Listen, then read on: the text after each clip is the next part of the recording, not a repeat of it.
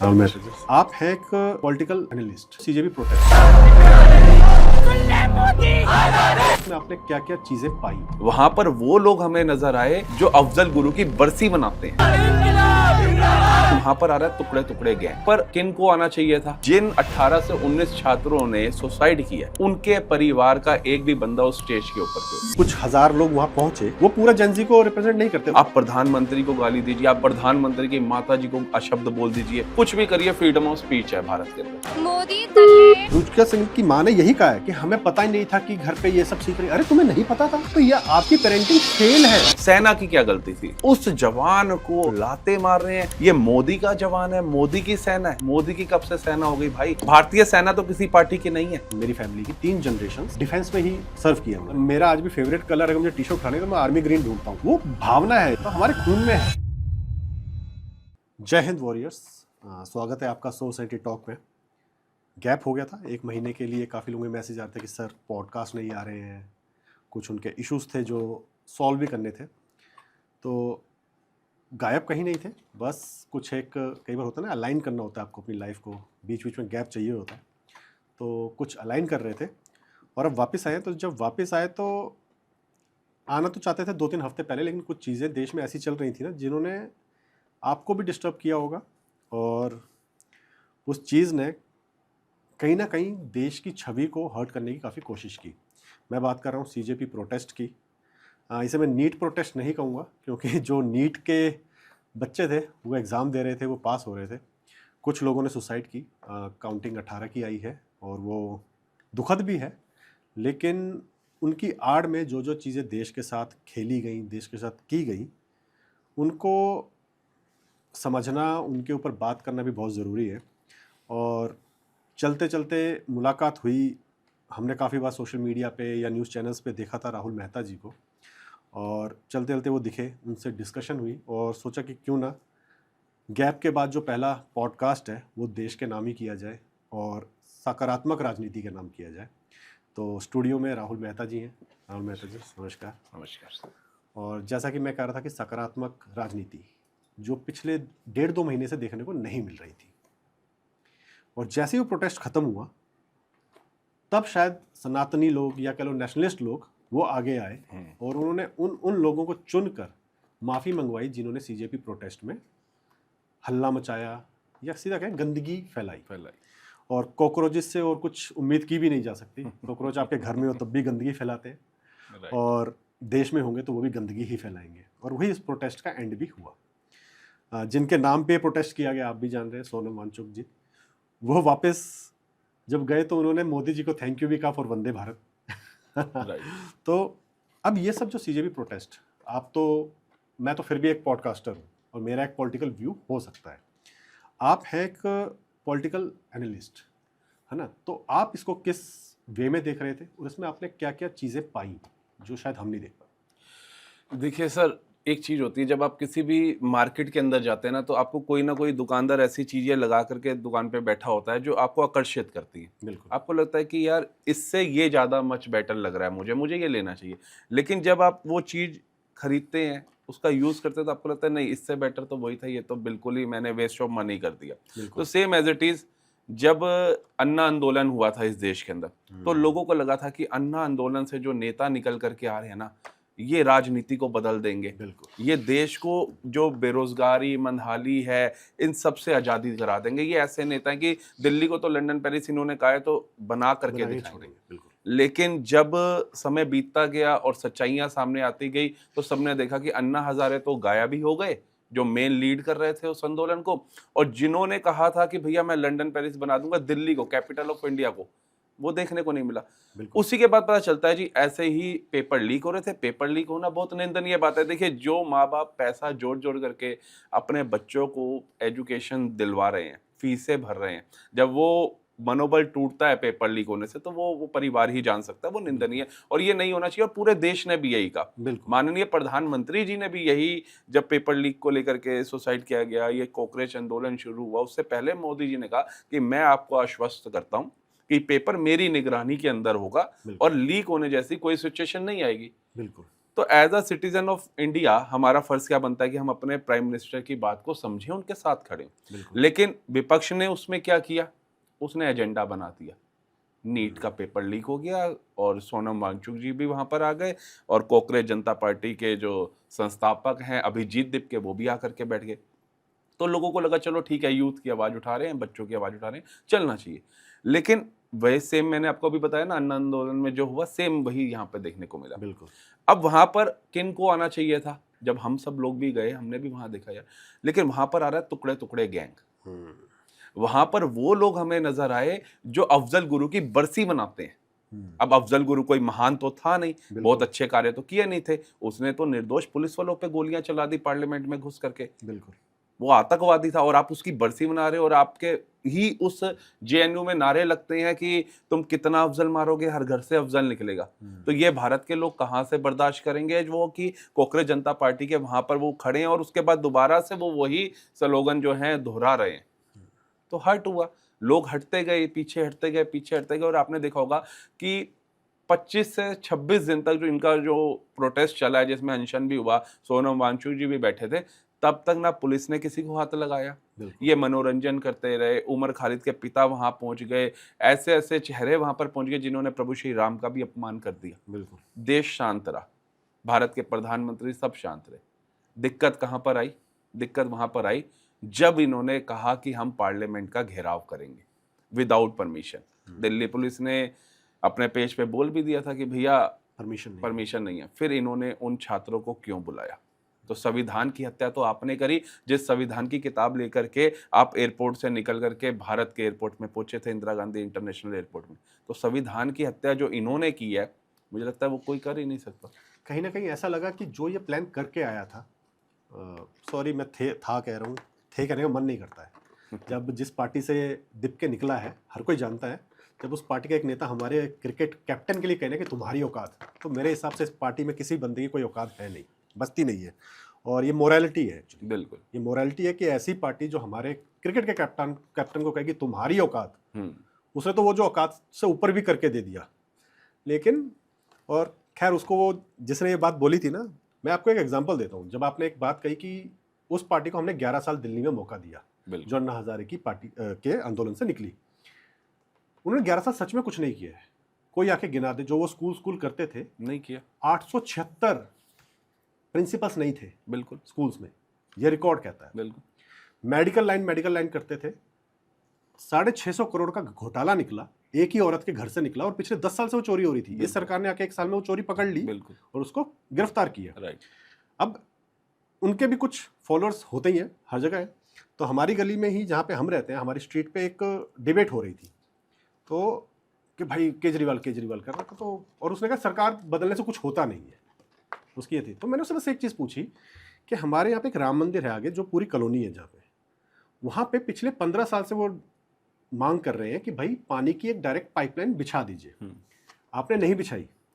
और ये बड़े दुख की बात है कि केजरीवाल और सौरभ भारद्वाज, जिस पालम में जिस जगह आग लगी, वो उनके पार्टी के कार्यकर्ता है।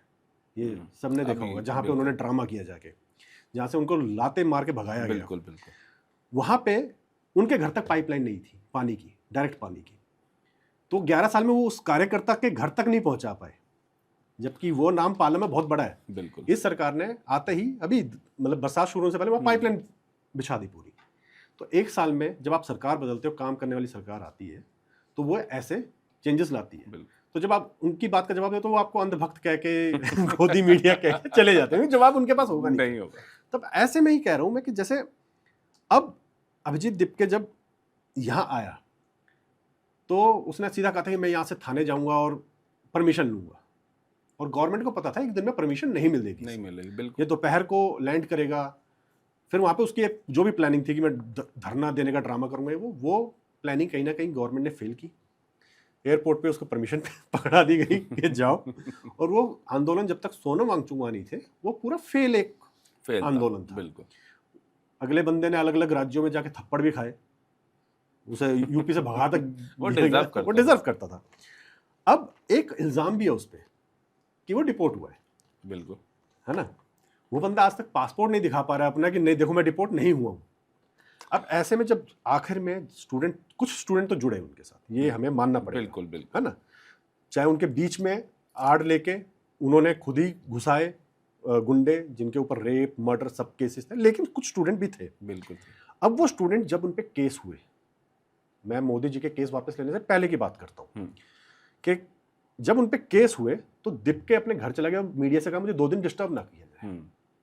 तो ये कहीं ना कहीं उसकी जिम्मेदारी को दिखाता है कि तुम्हारे आंदोलन में जितने लोग आए तुम उनके साथ खड़े नहीं हुए, लेकिन उसी शाम को मोदी जी ने आके कहा मैं सबको माफ करता हूँ और सारे केसेस वापस लेता हूँ। उस इंसान को जिनकी मरी माँ के बारे में पता नहीं क्या क्या कहा गया। तो इस चीज को आप कैसे देखते हैं? देखिए, सबसे पहले तो अभिजीत दीपके का आपने जो टॉपिक किया है ना, अभिजीत दीपके एक ऐसा षड्यंत्रकारी इंसान है ना कि जिसको हर कोई समझ नहीं पाया आसानी से। बिल्कुल, आपको ये समझना पड़ेगा कि वो पहले आम आदमी पार्टी का ही एक कार्यकर्ता था। बिल्कुल, ठीक है। सौरभ दास जो है वो भी कहीं ना कहीं इन्हीं से ताल्लुक रखता था। बिल्कुल। विजेता दहिया जो है वो फॉरेन जर्मन शेफर्ड जिसको नाम दिया जाता है, ध्रुव राठी, उसका ही स्क्रिप्ट राइटर था। तो जर्मन शेफर्ड से अच्छा नाम वो लगता है जो और ही ने दिया। तो आप ये देखिए कि इन्होंने टीम पहले क्या चुनी है। टीम एक होती है कि हाँ, हमने यूथ के लिए आवाज उठानी है, हमने देश के अंदर जो चीजें नहीं सही हो रही है हमने उनके लिए आवाज उठाई, लेकिन इन्होंने अपने लिए और अपनी पार्टी के लिए आवाज उठाई। बिल्कुल। आप एक चीज देखिए कि जो लोग वहां पर अपने का स्टूडेंट थे, मैं भी मानता हूँ स्टूडेंट थे जो गए थे, जो वाकई में पीड़ित थे, लेकिन किसी भी भारतवासी ने एक चीज वहां पे नोट करी है कि जिन 18 से 19 छात्रों ने सुसाइड किया, उनके परिवार का एक भी बंदा उस स्टेज के ऊपर क्यों नहीं था? नहीं है। क्यों नहीं था? बिल्कुल। कायदे से तो उनको आना चाहिए था ना कि हाँ देखिए जी, आपके बच्चों ने सुसाइड किया और कोई बच्चा सुसाइड ना करे, हम इसलिए जंतर मंतर पे धरना देने आ रहे हैं और मैं स्पेशल अमेरिका से आ रहा हूँ। बिल्कुल। लेकिन वो देखने को नहीं मिलता। देखने को जनता किनको देख रही है? शबाना आजमी को, जो आज से पहले उन्हीं का ये बयान था 2015 और 14 के बीच में कि भारत रहने लायक नहीं है, भारत में डर लगता है।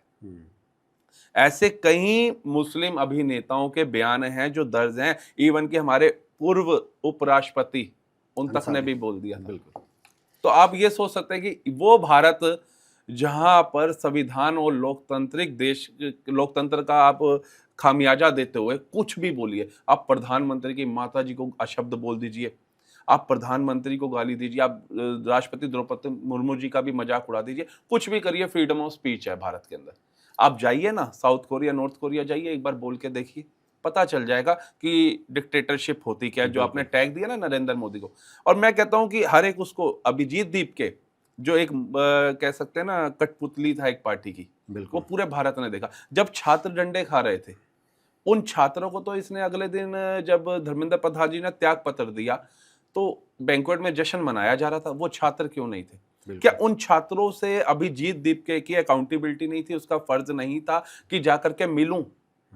एक वीडियो आपने भी देखी होगी सर, बहुत वायरल हो रही थी, जिसके अंदर एक पुलिस है, 3 स्टार आई थिंक, वो डंडे मार रहा है पैरों के बीच में, और उसमें से एक क्लिप आता है निकल करके जिसमें एक महिला के भी पैरों के बीच में डंडा डाला जाता है, और इस वीडियो को बहुत ज्यादा वायरल किया जाता है विपक्षियों द्वारा भी, और जो देश विरोधी और मोदी विरोधी लोग हैं वो भी करते हैं। लेकिन इस चीज को कोई बंदा ध्यान से अगर देखोगे तो उस वीडियो को स्लो मोशन में ही दिखाया गया है। ओरिजिनल वीडियो किसी के पास नहीं दिखाई जा रही, ना शेयर करी जा रही है, फुल वीडियो नहीं दिखाई जा रही, और स्पीड में भी नहीं दिखाई जा रही, जो उसकी एक्चुअल स्पीड थी वो स्लो मोशन में दिखाई जा रही है। अगर आप उस वीडियो को ओरिजिनली देखेंगे तो वो जो पुलिस वाला है उसका मुंह नीचे है, और जितने भी छात्र हैं वो उन सबके पैरों में डंडा मारते हुए साइड कर रहा है, और उसके अंदर वो सारे मेल ही हैं उस वीडियो में देखिए, और एक फीमेल आती है जिसको वो ऊपर से देखते भी नहीं है पुलिस ऑफिसर, और वो जब डंडा मारते तो उन्हें, लेकिन इन्होंने क्या बोला कि महिलाओं के पैरों के बीच में डंडा डाला, सिर्फ एक उस क्लिप को उठा करके। लेकिन कितने पुलिस वालों के सिर फाड़ दिए गए, आज उनके भी तो बच्चे रो रहे हैं। पहले तो हमारे को एक चीज देखनी पड़ेगी सर, मैं एक प्रोटेस्ट में गया था अभी पंजाब में के शिक्षा मंत्री के इस्तीफे को लेकर, तो इधर भी आरएफ के जवान खड़े हुए थे, इधर भी दिल्ली पुलिस खड़ी हुई थी। तो मैं एक नारा सुनता था विपक्षियों के द्वारा कि जब जब मोदी डरता है पुलिस को आके करता है। तो मैं देख रहा था यार, ये तो मोदी जी की प्रदर्शन हो रहा है पार्टी की तरफ से, पंजाब के शिक्षा मंत्री का इस्तीफा, तो ये पुलिस और आरएफ क्यों यहाँ पे तैनात है? भाई मोदी की पुलिस है, मोदी के अंडर ही सेंट्रल ये फोर्सेस हैं, तो ये यहाँ क्यों खड़ी है? लेकिन ये विपक्षी लोग जनता को ऐसा गुमराह करते हैं, क्योंकि बच्चों की उम्र आज 20 साल है, जैसे एक बिटिया है नोएडा की, उसने मोदी जी को ऐसी अभद्र भद्दी गालियां दी ना, जिससे मेरे को लगता है कि पूरा देश छोड़िए उसके खुद के माँ बाप भी शर्मसार हो गए होंगे जब सुना होगा। बल्कि इस पे मैं कहूँगा शर्मसार हैं या नहीं है ये पता नहीं, क्योंकि माफ़ी वाली जो कल वीडियो आई पहले तो उस लड़की की, उस पर भी अभी डाउट है लोगों को, क्योंकि वो मैच्योरिटी वाला चेहरा है नहीं जो दिखाया गया। वो 15 साल की बच्ची है और जो जिसने गाली दी थी उसकी उम्र शायद ज़्यादा है, हो सकता है 2 बहनें हो वो ये डाउट हो रहा है। और एक्चुअल में अगर ये बात फैक्ट है कि वो 2 बहनें हैं जो इल्ज़ाम लगाए जा रहे हैं, तो उनके माँ बाप पे एक और केस बनता है जुवेनाइल का कि आपने एक 15 साल की बच्ची को आगे किया, तो एक जांच का विषय है। लेकिन एक चीज़ और है कि उसकी माँ का भी एक बयान आया जिसमें उसने कहा कि हर चीज़ वो माफ़ी मांग के लास्ट में कहती है मोदी जी से मांग करती हूँ कि वो इंस्टाग्राम और फेसबुक जो है 10 से 20 साल के बच्चों के लिए बंद कर दे। यानी इल्ज़ाम वहाँ पे भी मोदी जी पे है घूम फिर के। क्यों भाई, घर पे आपके मोबाइल यूज़ हो रहा है, बच्चा आपका यूज़ कर रहा है, आप लॉक कर दो उन ऐप्स को। बिल्कुल, उन ऐप्स को आप लॉक कर सकते हो, आप बच्चों को समझा सकते हो।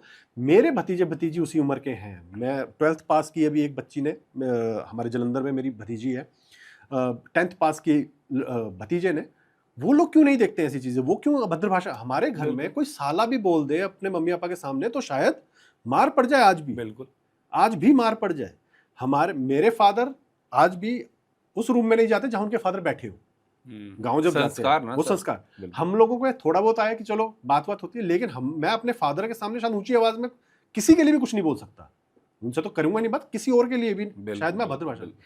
आपके बच्चों को पता है कि जो भी मैं आज सोशल मीडिया पे बोल रही हूँ, कैमरा पे बोल रही हूँ, वो घूम फिर के मेरे घर तो आएगा। बिल्कुल है, और ये हुआ भी है। हाँ, ये बहुत हुआ भी। बच्चों के पास गया। आप फेम कमाने के लिए आप ये भी नहीं देख रहे हो कि आप किसके लिए आप टिप्पणी कर रहे हो। बिल्कुल। उस इंसान के लिए जो 20-20 घंटे अपने जीवन के दे रहा है आपको, आपके भविष्य को विकसित करने के लिए। उन्होंने तो अपना जीवन जी लिया। बिल्कुल 75-76 ईयर्स उनकी एज हो चुकी है, ठीक है, और आज भी वो भारत के प्रधानमंत्री के पद से भी हटेंगे तो उनका जीवन बहुत अच्छे से बीत सकता है। बिल्कुल। उन्होंने अपना पूरा परिवार छोड़ करके जो देश के लिए संघर्ष किया है, वो एक बार मैं तो कहता हूँ हर जेनजी को पढ़ना चाहिए। कि जिनको ये लगता है ना सो कॉल्ड कि हम पैदा हुए, हमें कमरों में एसी लगा मिल गया, हमारे पिताजी के पास गाड़ी आ गई, हमारे हाथों में मोबाइल फोन आ गया, हमारे बदन पे कपड़े आ गए, लग्जरी ब्रांडेड कपड़े आ गए। ये एक बार मैं उन सब जेनजी से आपके इस चैनल के माध्यम से विनती करता हूँ कि एक बार अपने दादाजी के साथ, अपने पिताजी के साथ जरूर बैठना और उनसे एक सवाल जरूर करना कि पिताजी 1947 में देश तो आजाद हुआ था और ये जो हम न्यूज में देखते हैं कि भुखमरी बहुत थी, तो आप यहाँ तक कैसे पहुंचे? तो वो बताएंगे कि वो शायद साइकिल खरीदने योग्य भी नहीं थे। आज जो आपके हर एक कमरे में एलईडी टीवी लग जाता है ना, 55 इंच का, 60 इंच का, 75 इंच का, वो एक टीवी ब्लैक एंड व्हाइट भी खरीदने योग्य नहीं थे। तो किस किस तरीके से उन्होंने पूंजी पूंजी पूंजी जोड़ करके आज 2026 में आप इस पायदान पे आए हैं कि आप सबकी जेब में मोबाइल है। नहीं तो 2010-2011 की अगर मैं बात करूं तो इसी देश राजधानी की भी बात कर लेता हूं, एसटीडी पीसीओ की शॉप्स होती थी, लोग लाइनों में लगते थे कि ये अपनी बात अपने परिजन से हटे तो मैं करूं। बिल्कुल। जब कांग्रेस का कार्यकाल आया 2013-14 की बात है, तब आपको अगर किसी को कॉल करनी है ना तो उसका भी पैसा लगता था और किसी कॉल उठा रहे हो उसका भी पैसा लगता था।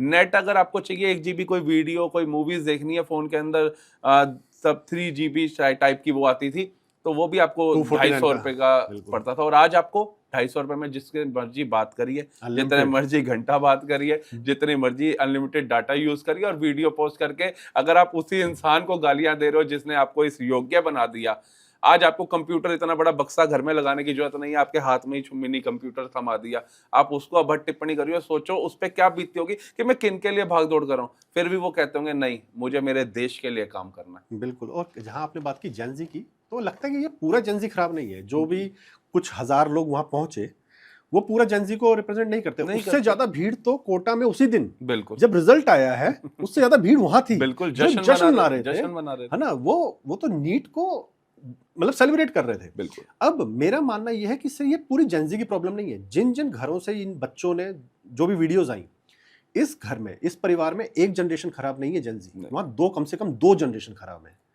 एक तो खुद वो जिन्होंने गाली दी और वो जिनके रहते हुए घर में ये गालियां घूम रही हैं।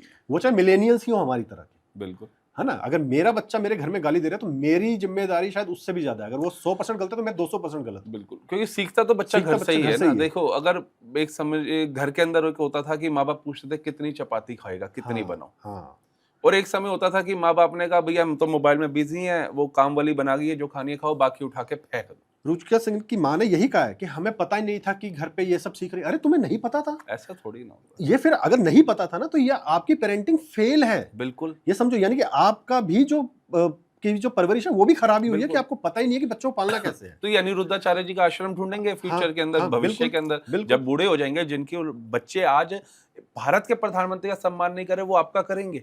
आप ये बिल्कुल सोचो, आज आप अपने बच्चे को मना कर दीजिए, जो ऐसे बच्चे थे जिन्होंने इतनी अभद्र टिप्पणी करी है कि पूरा देश शर्मसार हो गया, और ऐसे ऐसे एक्शन रिएक्शन करे हैं इन लोगों ने।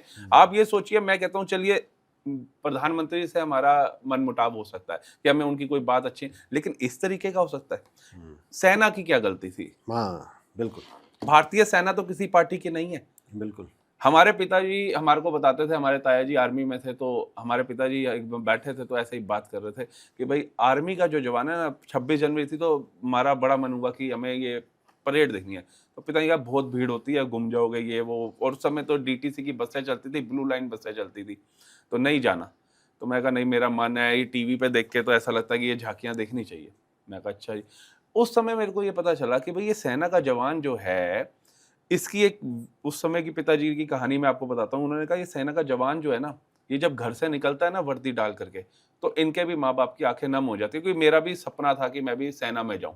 तो मेरे पिताजी ने तब उदाहरण के तौर पर कहा था, सेना का जवान बनना इतना आसान नहीं है, ये याद रखियो। तो मैं कहा क्यों? कहते हैं जब सेना का जवान घर से निकलता है ना, तो औलाद को दूर भेजना आसान नहीं होता, माँ बाप रो पड़ते हैं। और तब सेना के जवान पे क्या होता है कि माँ, ये तेरी आंख में जो आंसू है ना, ये हमेशा खुशी के ही होंगे, गम के नहीं होंगे, क्योंकि तेरी बेटा या तो तिरंगे का नाम, तिरंगे की आन बान शान को रोशन करके आएगा, देश का नाम रोशन करके आएगा, या तिरंगे में लिपट के आएगा। और दोनों ही चीजों में तेरी आंखें कभी भी दुख से नमी नहीं आएगी, खुशी की आएगी कि मेरा बेटा या तो देश के लिए कुर्बान हो गया, या मेरे बेटे ने देश के लिए चोटी पे तिरंगा फहरा दिया। तो उस जवान को अगर आप लाते मार रहे हैं और आप कह रहे हैं कि भाई ये मोदी का जवान है, मोदी की सेना है, मोदी की कब से सेना हो गई भाई? और मैं कहता हूं मोदी की छोड़िए, भारत के कोई भी प्रधानमंत्री राष्ट्रपति की कब से सेना हो गई? एक औरत तो यहाँ तक कह रही थी, जो शब्द शायद हमें सुनने में भी ऐसा लगा कि इस औरत के ही मारे, मैं सही बता रहा हूँ यहाँ पे, फिर हाँ, मैंने देखा वो जेंडर इक्वलिटी की बात नहीं आती कि ये आर्मी की जो बीवियां बेटियां हैं वो मोदी साथ सोती हैं, ऐसे जब वर्ड्स आपको सुनने को मिले।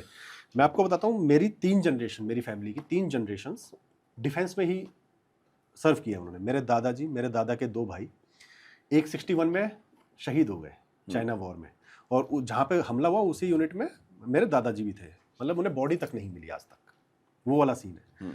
उनकी शादी को कुछ ही महीने हुए थे, तो उन दिनों वो विधवा विवाह होते नहीं थे, तो वो यहीं रहीं, है ना। तो उनके खेत वगैरह वो सब, जब हम बचपन में जाते थे गांव, तो हम वो खेत जोता करते थे। ये टाइम होता है मई का, छुट्टियों का, भुट्टा बोने का वहाँ पे, तो वो हम जोता करते थे उनके साथ वगैरह। तो तब हमें शायद ये समझ में नहीं थे, हम छोटे बच्चे थे। उनकी शादी दोबारा हुई नहीं, लेकिन उन्होंने वो चूड़ी, क्योंकि बॉडी नहीं मिली है, तो वो चूड़ी और बिंदी वगैरह लगा के रखती थी। बॉडी नहीं रिकवर हुई, आज तक पता ही नहीं उन्हें है कि नहीं है ना। अब वो औरत का सोचिए जो 61 में जिनकी शादी हुई, वो आज तक वैसे ही है, समझ रहे हो। कांग्रेस के रहते ये तक नहीं डिक्लेयर कर पाया कि वो शहीद है कांग्रेस। बीजेपी ने, मोदी जी ने बनाया इंडिया गेट पे शहीदों के लिए स्मारक बनाया, वहां उनका नाम लिखा गया, उससे पहले वो गिनती में नहीं थे। और मैं अपने दादाजी को देखता हूँ, वो अपने भाई की चिट्ठियां आज तक रखी हुई है उन्होंने संभाल के, वो फट गई हैं, कुछ है, वो 61 के बाद तो कोई चिट्ठी नहीं आई उन्हें, पर वो उससे पहले की भी उन्होंने रखी हुई है उस फैमिली में, जहाँ वो 3 भाइयों ने, उसके बाद मेरे पापा, मेरे चाचा, मेरे फूफा, जो मेरे से पीछे की पीढ़ी है। मेरी पीढ़ी में मेरे चाचा का बेटा हिज गरुड़ कमांडो, वो एयरफोर्स में है। मेरे बुआ का बेटा वो BSF में है। मुझे कहा गया था कि भाई एनडीए में जाओ, तेरी तो हाइट सबसे अच्छी निकली है। वो उस टाइम क्रिकेट में अपना करियर चल रहा था, अनफॉर्चुनेटली वो भी नहीं हो पाया, चलो, लेकिन हमारी खून में है वो। मतलब मेरा आज भी फेवरेट कलर, अगर मुझे टी शर्ट उठानी है तो मैं आर्मी ग्रीन ढूंढता हूँ कि भाई वो मिल जाए मुझे तो मैं ले लूँ, तो हमारे खून में है। वो भावना है, ये जो हम बात कर रहे हैं ना, शायद वो वही फैमिली से ही आई है। बिल्कुल, बिल्कुल। कि हम अभी भी देश की बात कर रहे हैं, हम बिल्कुल। आर्मी की बात कर क्योंकि रहे हैं। शुरू से सिखाया गया ना सिखाया हमें गया। सेना के प्रति जो सम्मान है वो कैसा है। मैं आपको एक छोटा सा उदाहरण देता हूँ कि जब आप भी बचपन में स्कूल में होंगे या जितने भी दर्शक हैं ये स्कूल में होंगे, तो हमेशा एक हम गीत गुनगुनाते थे 15 अगस्त 26 जनवरी के टाइम पे कि जो खून गिरा पर्वत पे वो खून था हिंदुस्तानी, जो शहीद हुए हैं उनकी जरा याद करो कुर्बानी। एक खून पर्वत पे गिरा किन से? विदेशी ताकतों के खिलाफ जब हमारी सेना का जवान लड़ा। और एक खून जब जंतर मंतर पे सेना का गिरते हुए देखा हम लोगों ने, तो सोचिए हमारे अंदर कितना उग्रपन आया होगा। बिल्कुल। आज जो लोग बोल रहे हैं कि लोग जाकर के उन बच्चों से माफिया मंगा रहे हैं, उनको डरा रहे हैं, सर डरा नहीं रहे हैं, माफिया नहीं मंगा रहे हैं। जिस तरीके से वो एक्सक्यूज दे रहे हैं कि हमारे को गुस्सा आया और हमने मोदी जी को इस तरीके की अभद्र टिप्पणी कर दी, हमने सेना के जवानों को पीट दिया, तो उसी तरीके से मोदी जी से प्रेम करने वाले लोग भी करोड़ों में हैं। सिर्फ उन्होंने हाय फ्रेंड बोला तो इंस्टाग्राम के ऊपर रिकॉर्ड तोड़ दिया उन्होंने। बिल्कुल। बड़े बड़े कलाकारों का, उनके 4 से 5 मिलियन जो हैं वो फॉलोवर बढ़ गए। तो आप सोचिए कि आप मोदी को गिराने पे लगे हुए हैं और मोदी के साथ जनता और जुड़ना पसंद कर रही है। कि मतलब वो एक कहावत थी सर कि जुगनुओं ने पंचायत लगाई है, सूरज को हटाना है, पर वो भूल गए थे चींटियों का झुंड जितना मर्जी बड़ा हो जाए गन्ने को नहीं खींच सकता। तो जिस मोदी जी के साथ में पूरा भारत खड़ा हुआ है, जिन मोदी जी के एक बार कहने पे हर घर तिरंगा फहराना शुरू लोग कर देते हैं, जिन मोदी जी के कहने पे सेना का उत्साह, डॉक्टरों का उत्साह बढ़ाने के लिए थाली बजाना लोग शुरू कर देते हैं, जिन मोदी जी के लिए हमारी माताएं बहनें आरती का थाल ले आती हैं अगर वो रैली करते हैं, तो आप उन मोदी जी के खिलाफ अगर बोलोगे तो वो हर बंदे की अपनी अपनी विचारधारा है, बुद्धि है। कईयों को अच्छा लगा, कईयों को बुरा लगा। जिनको बुरा लगा वो उनको कोई मेट्रो में पीट रहा है तो कोई कहीं और पीट रहा है। और मैं कहता हूं जैसे आपने सेना के जवानों को पीटा, तो आपने तो सेना की जवान की वर्दी तक का भी नहीं सोचा। तो सोचिए आपसे ज्यादा इस देश का गुनहगार कौन होगा। बिल्कुल।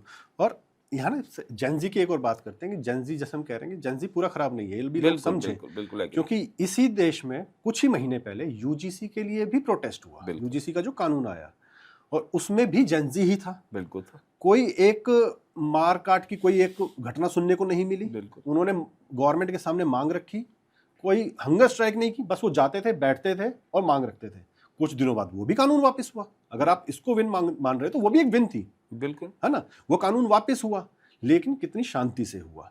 लेकिन वहां क्यों शायद हुड़दंग नहीं बचा। जब हम कहते हो ना कि यार इनको पाकिस्तानी क्यों कह दिया, इनको विदेशी ताकत वाला, तो आपको तो फंडिंग आ रही थी। तो जुनैद के अब खुद के बयान है ना, उसका पैसा कहां से आया, वो खुद रो रहा है, भाई अब मैं कैसे हिसाब दूं। कहीं से तो पैसा आया होगा कि रोज का 10 लाख रुपए का वो खाना खिला रहा था वहां पे, तो अब कहां से आया। जब एक सीजेपी का जो मुखिया आया, अगर उसके पास 49% फॉलोअर्स उसके 22 मिलियन में पाकिस्तानी हो, 16% बांग्लादेशी हो, 6% सऊदी अरेबिया से हो, इंडिया का सिर्फ 9% है, बाकी कतर वतर ये सब मिला के आप 91% हो, तो आपको पाकिस्तानी कहा जाएगा। भाई साहब सुनने के लिए तैयार बैठो। 40 करते ब्लॉक के, हाँ भाई ये इस कंट्री से मुझे नहीं चाहिए प्रोटेस्टर्स। हाँ, उसका काम ही क्या है भारत में? हाँ, उसका काम क्या है। वो लोग जो फेक आर्मी की ड्रेस पहन के पाकिस्तान से वीडियोस बना रहे हैं, तुम्हें अगर वो चाहिए फॉलोअर्स तो तुम पाकिस्तानी हो भाई साहब। बिल्कुल, अपने माथे पे लिखवा लो पाकिस्तानी, ये लिखवाना पड़ेगा आपको, हर कोई कहेगा आपको।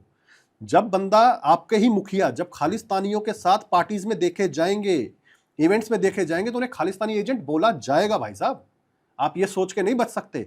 और ये प्रोटेस्ट मैं पहले दिन से, अगर मैं अपनी मन की बात करूं, जिस दिन हाई कोर्ट ने तुम्हारे मुखिया को एक बात लिख के भेजी थी कि जज चेंज नहीं होगा, और अगस्त की डेट दी थी आपको कि भाई यहां पे आपको इस दिन तक रिप्लाई करना है, और आपके मुखिया ने कह दिया था कि जी ना मैं जाऊंगा ना मेरा वकील जाएगा, उस दिन से ही मुझे पता था ये बंदा देश में आग लगाएगा। और ये लगी। समझ रहे हो। तो ये मत सोचो कि भैया आपका ये जो काला चिट्ठा ये कोई नहीं समझ पाएगा। अगर आज मैं या राहुल जी ये अनाउंस कर देना कि इस पूरे प्रोटेस्ट की जांच होने तक मैं भूख हड़ताल पे बैठा हूं जंतर मंतर, मेरे साथ भी लोग जुड़ जाएंगे। लोगों का इमोशन मोदी जी के लिए उस लेवल पे है। जैसा राहुल जी ने कहा कि थाली बजाना, उन्होंने सिर्फ ये कहा था कि आज ताली और थाली बजाइएगा थैंक यू के लिए। बिल्कुल, मनोबल बढ़े। तो वो 2 मिनट के लिए कहा था, लोगों ने आधा घंटा एंजॉय किया, ढोल बजा दिए। मोदी जी ने कहा दिया जलाइएगा, बिल्कुल, उन लोगों की शांति के लिए जो कोविड में बेचारे मर गए, हम्म। उनकी शांति के लिए, आत्मिक शांति के लिए दिया जलाई, लोगों ने दिवाली बनाई। बिल्कुल। तो मैं वही तो कह रहा हूँ, ये कहते हैं ईवीएम हैक हो गया। हाँ। सर ये 400 मिलियन पार कर गया उनका सिर्फ हाई फ्रेंड। हाँ। तो ये ईवीएम यहाँ ऐसे हैक होता है। अब बिल्कुल। एक बात है, ये बीजेपी, ये कहते हैं बीजेपी क्या है? बीजेपी संघर्ष करके सर यहाँ आई है। 2 सीटों पे थी ना, तब भी राम के साथ थी, 302 पे आ गई, तब भी राम के साथ है।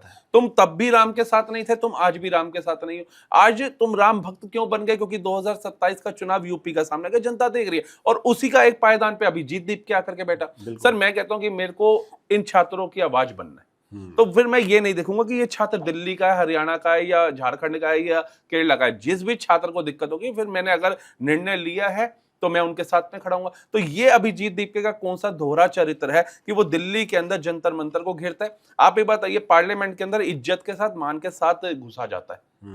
जबरदस्ती तो आतंकवादी घुसते हैं, जैसे अफजल गुरु घुसा था। तो तुम उन छात्रों को जबरदस्ती घुसा करके क्या आतंकवादी बनाना चाह रहे हैं? ये तो उसको भी आतंकवादी नहीं मानते। ये सर ये क्यों मानेंगे? इनके आतंकवादी जितने हैं वो सब तो इनके आइडल हैं। बिल्कुल। आप देखिए शर्जील इमाम, वो इनका आइडल है। उमर खालिद इनका आइडल है। अफजल गुरु वो इनका आइडल है। याकूब मेनन इनका आइडल है। और जिन पार्टी कांग्रेस के राहुल गांधी तो जी लगाते थे, याकूब मेनन जी बिल्कुल, तो उमर खालिद जी साहब। तो आप बताइए, ये साहब और जी आतंकवादियों को लगाने वाले, जिसने निर्दोष लोगों की हत्याएं करी हो। आप सोचते हैं कि अब मेरे से सबसे ज्यादा क्वेश्चन क्या होता है कमेंट्स के अंदर? राहुल भाई आप तो बीजेपी का ही गुणगान करते हैं। सर मैं कहता हूं मैं बीजेपी का गुणगान करता हूं, मैं विजय थलापति की भी कई चीजों में उसका गुणगान कर चुका हूं। विजय थलापति ने जो निर्णय लिया, उसने बच्चों के लिए बस फ्री करी, पूरे राज्य के लोगों के लिए बस फ्री नहीं करी। इन्होंने राज्य के लोगों के लिए बस फ्री कर दी। जो अमीर है वो भी कह रहा है जी मेरे को तो टिकट नहीं चाहिए, चोर बहुत घुसने लग गए, बस और क्या होने लगा, यही होने लगा। तो आप जिन लोगों को जरूरत है उन्हें दीजिए। मैं आज भी बाबा साहब भीमराव अंबेडकर की एक चीज को याद रखता हूँ कि शिक्षा वो शेरनी का दूध है जो पिएगा सो दहाड़ेगा। बिल्कुल। और ये लोग जो दहाड़ रहे हैं ना, ये सिर्फ बाबा साहब भीमराव अंबेडकर जी की प्रतिमा को लेकर के दहाड़ रहे हैं, लेकिन उनके विचारों को अपने अंदर नहीं उतार रहे हैं। जिस दिन आप ये बताइए, बाबा साहब भीमराव अंबेडकर दलित थे, लोग कहते हैं उनके साथ भी बहुत अन्याय हुआ। मुझे इतना पता है कि वो पढ़ लिख करके उन्होंने अपने देश का भी नाम रोशन किया, अपने माँ बाप का भी नाम रोशन किया, अपनी जाति का भी नाम रोशन किया, और एक ऐसा भविष्य बना करके दे करके गए हैं तुम्हारा, कि तुम्हारा भविष्य एक ऐसा उज्जवल बन सके कि दीन दुनिया पूरे देशों विदेशों में तुम्हारा नाम हो। लेकिन तुमने क्या किया? सिर्फ बाबा साहब भीमराव अंबेडकर जी की एक फोटो ली, एक संविधान की किताब ली कि देखो जी हम तो इस पे चलेंगे। अरे उसको पढ़ो, उसमें क्या लिखा है? क्या संविधान के तहत ही तुम पार्लियामेंट के अंदर घुस रहे थे? संविधान की हत्या तो तुम कर रहे हो और बाबा साहब को भी बदनाम कर रहे हो। बिल्कुल। उस संविधान ही था ना इस देश के अंदर। 1950 के अंदर जब संविधान लागू हुआ था हमारे देश में, उसके बाद से मैं कहता हूं 2014 में मेन एक्टिव हुई बीजेपी।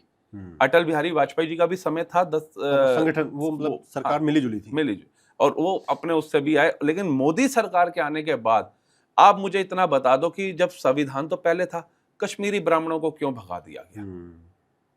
आप बताइए, राम भक्तों के ऊपर गोलियां क्यों चला दी गई? संविधान तो था, अगर वो गुंबद पे चढ़े तो सजा देते, गोली मारने का राइट कहां से है?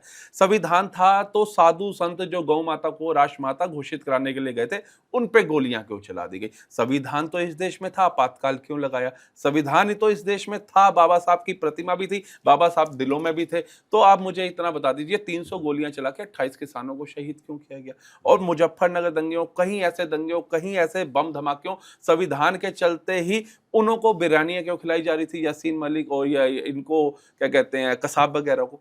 क्यों? संविधान तो था ना। आज मैं आपको बताता हूं कि संविधान था और संविधान है में क्या फर्क है। ये जो सो कॉल अभिजीत दीप के, सौरभ दास आकर के युवाओं का भटकाने का काम कर रहे हैं, क्योंकि ये 20-22 साल के बच्चे, इनको पता ही नहीं कि पता हमारे पहले हुआ क्या था। ये तो अब प्रेजेंट और भविष्य का सोच रहे हैं कि प्रेजेंट हमारा अच्छा चल रहा है, अब भविष्य हमारा बहुत अच्छा हो जाएगा, मोदी को हटा दो। लेकिन ये देखो कि मोदी को हटाओगे तो तुम्हारा जो भविष्य है ना आने वाला, वो बीता हुआ कल हो जाएगा। और एक बार पिताजी और दादाजी से पूछना बीता हुआ कल कैसा होता था। तो ये वही भारत है कि मोदी जी ने किया क्या। अब एक बात बताइए जी, मोदी जी ने क्या किया? मोदी ने सेना के जवानों को सबसे पहले बुलेट प्रूफ जैकेट दिया, जो दी नहीं जाती थी। मोदी जी ने सेना को छूट दी कि अगर कोई दुश्मन देश भारत के अंदर जबरदस्ती घुसे या आघात करे तो तुम घर में घुस के मारो। आज से पहले देखने को नहीं मिलता था। परमिशन ही नहीं थी कि आप गोली का जवाब हर दें एक तो- राज्य में बम धमाके होते थे, कोई एक ऐसा राज्य शायद भारत का बचा हो जहां बम धमाके नहीं होते थे और लोग नहीं मरते थे। और सबसे ज्यादा त्योहारों पे अगर आपको याद हो तो हमें सोच समझ के बाहर जाना पड़ता बिल्कुल था कि भोपू कहाँ- बजरे होते थे दिल्ली बिल्कुल। पुलिस के, कोई लवारिस लवर्स बैग देखे। बैग अब नहीं सुनने अब को नहीं मिलते। है। बसों में लिखा रहता था। आज सर मैं वही तो कह रहा हूँ कि आज से पहले मैं कहता हूँ आप गूगल करो, गूगल तो आजकल सब कुछ बताता है। इस भारत देश को सांप सपेरों का देश बोला जाता था, अनएजुकेटेड कंट्री, भूखे नंगों का देश बोला जाता था। और आज उसी देश के अंदर एक ऐसे प्रधानमंत्री आते हैं जिनको मोदी द बोस से खिताब दिया जाता है, पूरा स्टेडियम गूंज उठता है मोदी द बोस से। 33 से ज्यादा कंट्रियां सर्वोच्च सम्मान दे रही है, मदर ऑफ ऑल डीज करके जा रही है भारत के अंदर। बिल्कुल। आप जाकर के देखिए 38,400 करोड़ का हथियार निर्यात कर रहा है वो भारत है, जो कल तक हथियार खरीदने लायक नहीं था। नेहरू जी को बोलना पड़ गया था अपने घर के बर्तन और सोना मुझे दे दो, क्योंकि 62 के युद्ध के बाद हम कमजोर हो गए, हमारे पास पैसा नहीं है। लेकिन कहा जाता है जो राजनीतिक विश्लेषक हैं उनके द्वारा कि सिगरेटें आती थी बाहर से, बिल्कुल। सूट बूट आते थे बाहर भोपाल से। गए, एक घूमने के लिए किसी काम से भोपाल चले गए और सिगरेट भूल गए दिल्ली में अपने बिल्कुल। ट्रेवल में। तो एक प्लेन आया स्पेशली कि एक सिगरेट की डिब्बी लेके आनी है, उसके लिए एक फ्लाइट आई। इसी से आप समझ सकते हैं ना। मैं कहता हूँ नरेंद्र मोदी जी के भाई हैं, 4 भाई हैं इनके, प्रहलाद भाई मोदी हैं और 3-4 और भाई हैं इनके, और इनसे जाकर के एक बार मिल के आइए, कोई एक निगम पार्षद की टिकट पर लड़ानी है बीजेपी की तरफ से। उनकी आर्थिक स्थिति वही है। आप योगी जी के भाइयों से बहनों बहनों से। से मिलिए, कोई सेना में है, कोई चाय की दुकान लगा रहा है, आम जिंदगी जी रहा है, किसी को पॉलिटिक्स में ना आना है, ना वो उनकी मदद करते हैं, ना आर्थिक तौर पे ना दूसरे तौर पे। लेकिन वहीं पे ये संजय सिंह जी जो आजकल जंतर मंतर जा करके बहुत यूथ की आवाज बन रहे हैं, इन्हीं का बयान है। नेहरू, पंडित जवाहरलाल नेहरू, बेटिया इंदिरा गांधी, बेटा संजय गांधी, राजीव गांधी, बहू सोनिया गांधी, उनका बेटा राहुल गांधी, बिटिया प्रियंका वाड्रा और दामाद रॉबर्ट वाड्रा। उसके बाद चले जाइए मुलायम सिंह यादव, बेटा अखिलेश यादव, बहू डिंपल यादव, आगे यादव यादव। फिर उसके बाद चले जाइए लालू प्रसाद यादव, राबड़ी यादव, तेजस्वी यादव, तेजप्रताप यादव, मीसा यादव, यादव यादव। ये परिवारवाद चलते हैं और ये इनके खुद के बयान है। और कल तक ये जब जंतर मंतर से ये पार्टी उठी थी ना सर, जो आज बहुत इनोसेंट पार्टी बनती है, तो इनके पास जो लिस्ट थी ना उसमें नरेंद्र मोदी, अमित शाह जी का नाम ही था। नहीं है। ये फैक्ट है। जो केजरीवाल ने पूरी लिस्ट दी है, कभी वो वीडियो निकालना यूट्यूब से, उसमें ना नरेंद्र मोदी है ना अमित शाह है। अब एक मेरा विश्लेषण है इसमें कि केजरीवाल अन्ना के आंदोलन में कांग्रेस का सेटअप था। वो कैसे था सेटअप, मैं वो समझाता हूं आपको।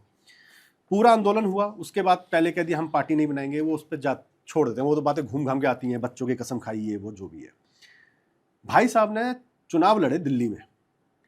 अगर मैं जनता के साथ हूं तो जनता ने 34 सीटें दी थी बीजेपी को, बिल्कुल 28 दी थी आपको और 8 दी थी कांग्रेस को।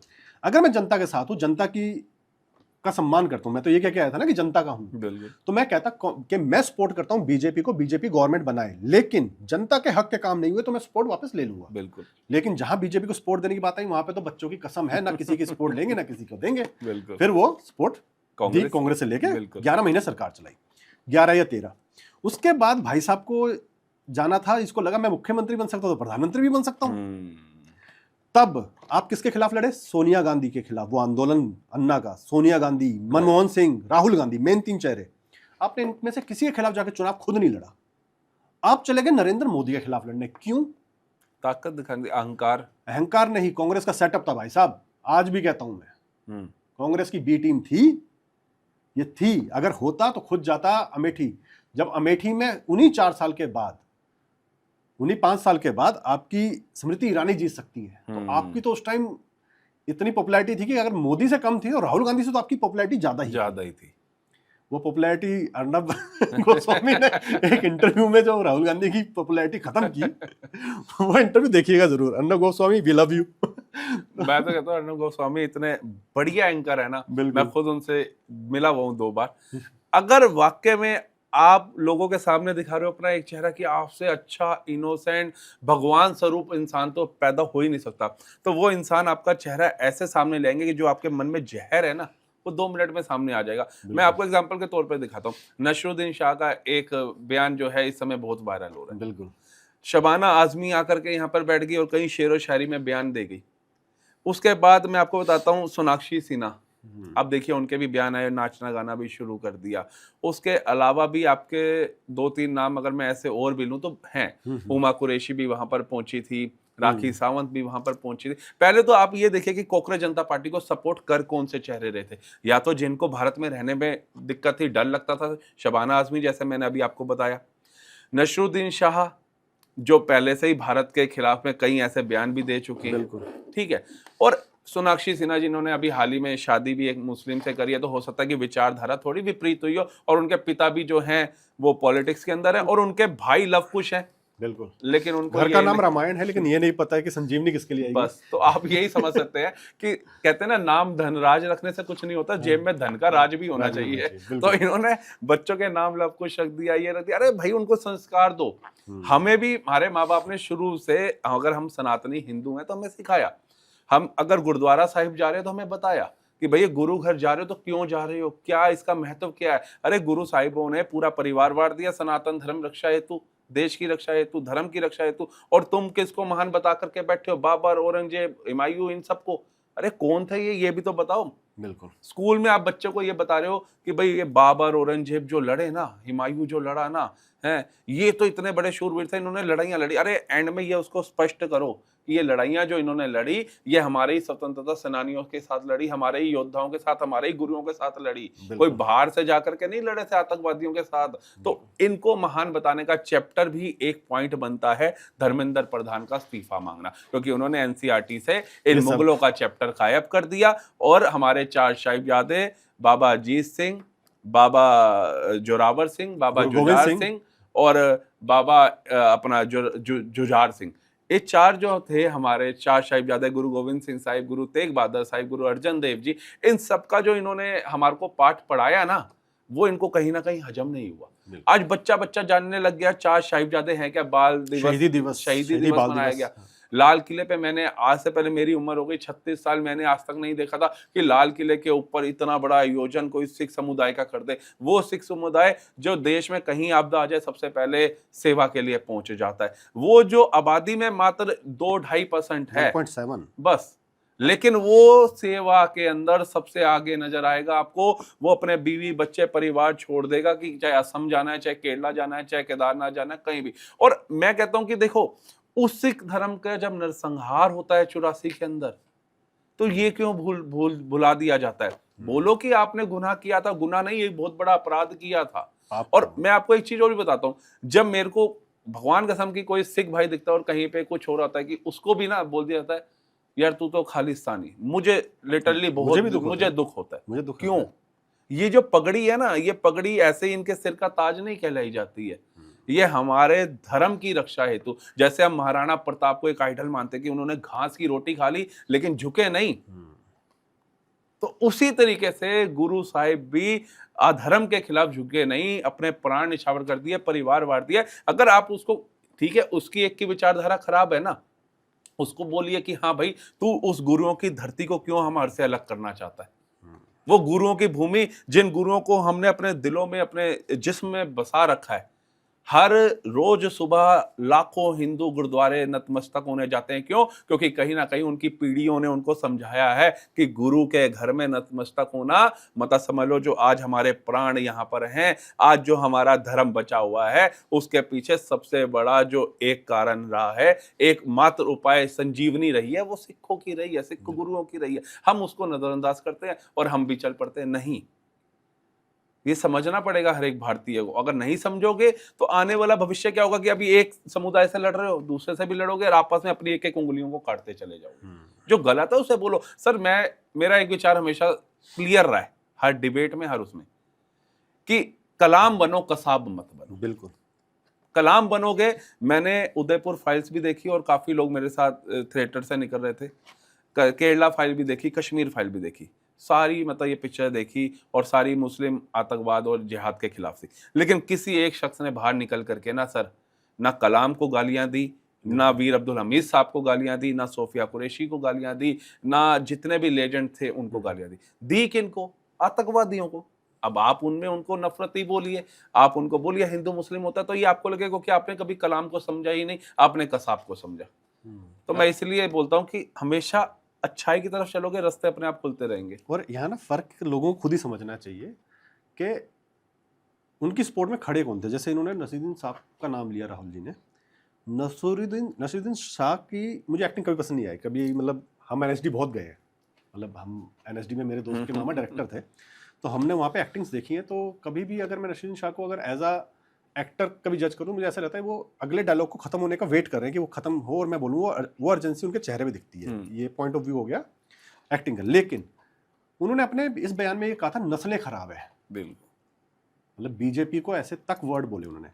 तो अगर नस्लें खराब है ना, तो उनके परदादा ने लक्ष्मीबाई की मुखबरी कर दी थी अंग्रेजों से कि बदले में कुछ जमीन मिल जाएगी और कुछ पैसा मिल जाएगा। ठीक है, तो नस्लें कहाँ से खराब हो रही हैं, क्यों देश के खिलाफ वो उनकी बीवी उनका बेटा भी आज भी बोलते हैं, तो वो नस्लें ही खराब है सच में। बिल्कुल खून में है ना सर, खून में है। जब आपके खून, अब गद्दारी खून में गद्दारी है।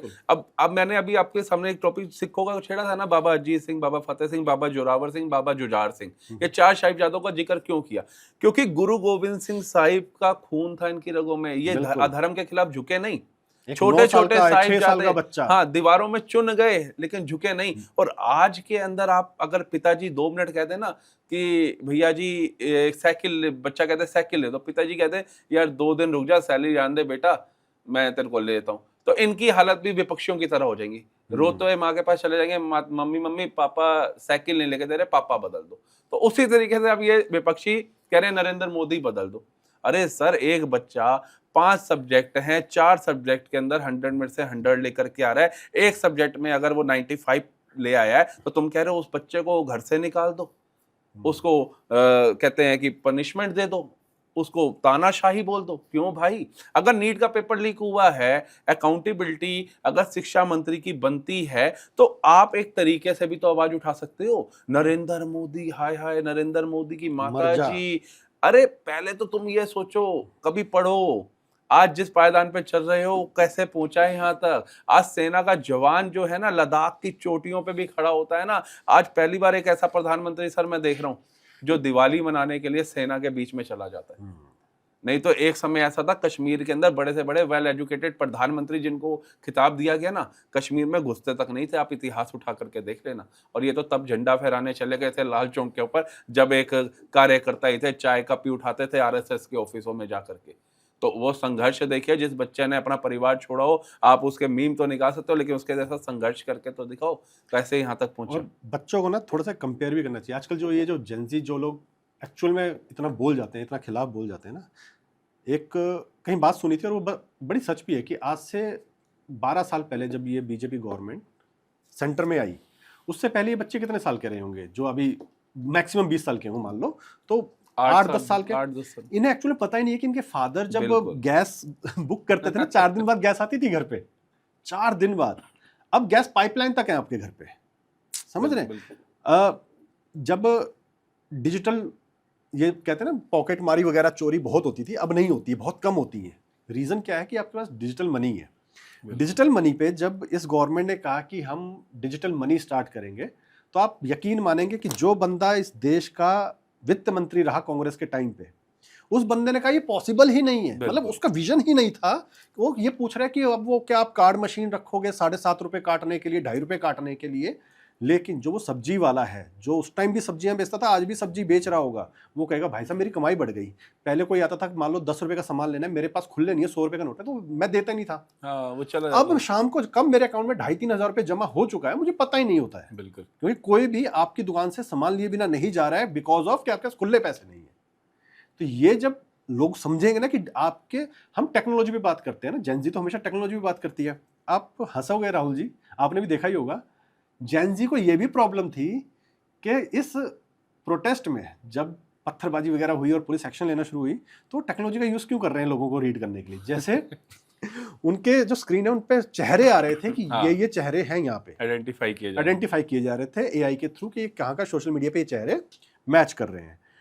तो उनको उस चीज से प्रॉब्लम थी, जिसकी वजह से उन्होंने पहचाना कि 2,976 लोग वो हैं जो अपराधी थे, क्रिमिनल केसेस, और वो भी तगड़े वाले। ये नहीं कि हाँ किसी ने पॉकेट मारी, नहीं, 111 मर्डर केस, 176 रेप केस वाले, उसके अंदर थे। तो अगर ये फाइंडिंग टेक्नोलॉजी से हो रही है तो तुम्हें बड़ी प्रॉब्लम है उस चीज से। तो जी जेनजी तो कह रहे हैं कंपेयर हाँ, करो अमेरिका से, हाँ, चाइना compare से, जापान से, जर्मनी से, इनसे कंपेयर करो तो हाँ, आज कि वो कर तो रहा है चश्मा भारत। क्यों पहना हुआ है कैमरा वाला, अरे तो मैं आपको यही तो चीज बता रहा हूँ, सारे जेनजी जो थे वहां पे खराब नहीं नहीं थे, थे। लेकिन जो नेताओं की एंट्रियां वहां पर हुई एक तो बारी बारी बारी, उसके बाद जो जेनजी वहां पर घुसा है ना, जिसने सेना के जवान तक को भी नहीं छोड़ा, वो जेनजियों को तो मैं कहता हूँ मोदी जी जिनके पास स्कूल का आई कार्ड है, कॉलेज का आई कार्ड है, नीट परीक्षा जो देने गए उसका आई कार्ड है, उन्हें तो फिर एक पल आप के लिए माफ छोड़ कर दो, दो। बिल्कुल। लेकिन जिनके पास स्टूडेंट आई कार्ड नहीं है ना, इनका अच्छे से इलाज जरूरी है। नहीं तो आज तो पुलिस और सेना को नहीं छोड़ रहे हैं। आप कभी इमेजिन कर सकते हैं कि ये भारत के किसी बंदे को छोड़ेंगे? इनके मंसूबे इतने खुल गए थे कि ऐसा लगा था कि भारत सरकार ने इनको छूट दे दी, जिसको मर्जी मारो, पार्लियामेंट को जलाना है जला दो, जो मर्जी कर दो। आप ये सोचिए, इतने खूंखार तरीके से इन लोगों ने मारा है ना, कि मेरे को लगता है कि आतंकवादी जो पाकिस्तान के वो भी होंगे ना, वो भी हमारी सेना की जान से क्या गोलियां चलती होंगी, गोली लगती होगी, शहीद हो जाते हैं। लेकिन तुमने तो उनको इतना घटिया किया कि वो अपने देश के अंदर, सोचिए उनके दिल पे क्या लग रही होगी। पीओके में जो एक आंदोलन हुआ ना अभी, तो उन्होंने ओपन फायर कर दिया, ओपन फायर किया, वो रो रहे हैं कि 28 भैया लोग, मैं बचाओ। 28 डिक्टेटरशिप लोग ये होती है। आधे घंटे में 28 लोग मार दिए, भाग गए ना सर। डिक्टेटरशिप जाके मैं कहता रहा हूँ, देखिए बिल्कुल। अगर शुक्र करिए भगवान के आगे, आज अगर मंगलवार है तो बूंदी भी चढ़ाइए हनुमान जी को और फूल भी चढ़ाइए कि आपके प्रधानमंत्री नरेंद्र मोदी हैं। क्यों? अगर प्रधानमंत्री पिछली सरकारों की तरह होते तो गोलियां चलाने में वो सबसे ज्यादा आगे थे। वो नहीं देखते थे शांतिपूर्ण प्रदर्शन हो रहा है क्या हो रहा है, वो गोलियां मारते थे, चाहे साधु संत मर जाए, चाहे गौ माता मर जाए, चाहे वहां के आम नागरिक मर जाए। तो ये प्रधानमंत्री के 12 साल के करियर में भारत आगे ही बढ़ा है। कोई एक कमी मुझे बता दो जो पीछे गई हो। अगर आप कहते हो महंगाई आई है तो आपके घर जेब में 50,000 का फोन भी आया। आप कह रहे हो महंगाई है तो आपके घर में पिज्जा, एसी, एलईडी टीवी, अच्छे अच्छे लग्जरी फर्नीचर्स भी आए हैं। ये भी याद रखना, पिताजी से पूछना, चारपाई आती थी उसको भी 6 महीने बाद तुराई करा करके ठीक करानी पड़ती थी, तब सो पाते थे। और कहीं ना कहीं राहुल जी, ये लगता है कि सबसे थैंकलेस जॉब इस देश में जो है वो है पुलिस वाले की। बिल्कुल। उन्हें गालियां तो दे देते हैं कि अगर कोई एक ने रिश्वत ली तो सारे ही रिश्वतखोर होंगे, है ना, लेकिन वो पुलिस वाला गाली भी खा रहा है, वो पुलिस वाला रात को खड़ा भी है। एक पुलिस वाला जो शायद बहुत स्मार्ट बंदा है, जब उसकी अपॉइंटमेंट होती है ना, जब उसको एक लेटर मिलता है कि अब आप ज्वाइन कर सकते हो, वो इतना गोरा चिट्टा होता है, लेकिन फिर वो ट्रैफिक में खड़ा होता है गर्मी में सुबह शाम तक और उसका रंग पड़ जाता है काला, लेकिन उसका कोई थैंक्स कहने वाला कोई है नहीं। अब जेनजी ये इमेजिन कर ले, आपका जो एरिया है ना, उस एरिया में आज पूरा दिन पुलिस हट जाए, 24 घंटे के लिए पुलिस हट जाए और ये कह दे कि पुलिस इस 24 घंटे में इस एरिया में जो होगा उसकी कोई एफआईआर नहीं होगी, कोई कंप्लेंट रेज नहीं होगी, ना हम कुछ एक्शन लेंगे। बस ये इमेजिन कीजिए कि अब पुलिस नहीं है, आपके घर के बाहर, आपकी कॉलोनी में कोई आने वाला नहीं है इस 24 घंटे में, जो भी है तो चोर, उचक्के, रेपिस्ट, मर्डरर सब आएंगे, कैसे फ्रीली आपके एरिया में आएंगे ना। बस ये इमेजिन करना कि पुलिस कुछ नहीं करने वाली 24 घंटे, आपके घर के बाहर, आपके एरिया में जितने गुंडे वुंडे, आपने एक का तो देख ही लिया होगा ना, हर एरिया में होता है, कि वो क्या करेगा आपके साथ। बिल्कुल, सिर्फ इतना इमेजिन करना, पता चल जाएगा पुलिस क्या करती है। सर जिस दिन ये पुलिस प्रशासन को समझना शुरू कर देना, इनको पता क्या लगता है, जैसे फिल्मों में हमारा माइंड वॉश कर दिया ना, पुलिस मतलब रिश्वतखोर, पुलिस मतलब बलात्कार करने वाली, ये छवि बना दी। अरे एक बार पुलिस वाले के साथ बैठो, वो भी तो किसी का पिता है, वो भी तो किसी का बेटा है, जैसे तुम हो। फर्क इतना है कि तुम अपने इन कपड़ों में घूम रहे हो, अपने नॉर्मल जॉब में जा रहे हो, उसने राज्य की सुरक्षा की जिम्मेवारी ले ली है, उसको लॉ एंड ऑर्डर को मेंटेन करना है। जो पुलिस के हमारे अधिकारी जंतर मंतर पे तैनात रहे, आप एक बात बताइए, क्या उन 20-30 दिनों के अंदर उनके परिवार के अंदर किसी के बच्चे का बर्थडे नहीं होगा, किसी की सालगिरह नहीं होगी, किसी की माताजी का कोई जन्मदिन या कुछ भी प्रोग्राम घर का नहीं होगा, या किसी पुलिस वाले के घर में कोई खुशी का माहौल नहीं आया होगा? वो तो नहीं गया उस टाइम। तो राहुल जी हमारे घर में वो तो आपकी सुरक्षा में लगे रहे, हमारे घर में ही थे पुलिस वाले तो खैर उस टाइम, हमारा ससुराल उस साइड से, अब तो वो खैर जो भी है, लेकिन उस टाइम उनकी ड्यूटी थी, ठीक है, और वो वही संभाल रहे थे कोविड का पूरा, दिल्ली का पूरा जो भी कनेक्शन होता था सब कुछ। तो उन्होंने बताया जीटीबी नगर में ना लाशों के ऊपर पैर रख के अंदर जाना पड़ा।